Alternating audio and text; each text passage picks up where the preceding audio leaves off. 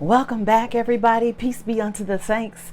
Listen, today I want to talk about one of the hardest and most rewarding lessons that we learn in our walk of faith, and that is God's timing. Waiting on God's timing. Listen, we live in a world where everything is rush. We want everything now. Give me the microwave edition. But sometimes God calls us to wait. Listen, waiting isn't passive. It's an act of trust of God's plan and his timing. I'm reminded of the story of Abraham and Sarah.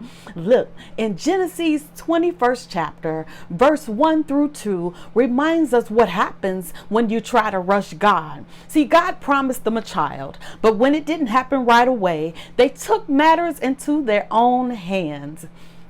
And what's the result of that? Conflict and struggle.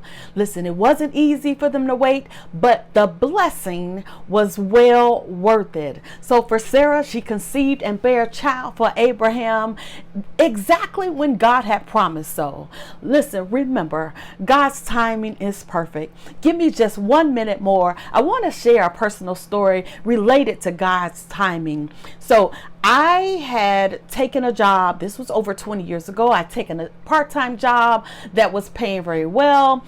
I had plenty of hours at first. I was able to move out of my parents' house, be independent, and I was really enjoying that independence. Well, they began to reduce my hours, and I began to apply for full-time positions, and nothing seemed to happen.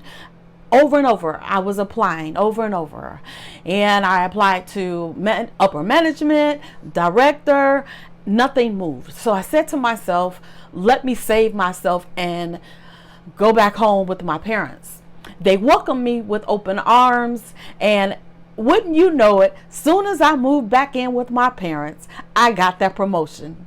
Listen, God's timing is not always ours, and we just have to trust the process. Listen, now I know why God allowed that to happen, because he wanted me to be with my parents. He knew I needed to be with my parents during their latter years before their deaths.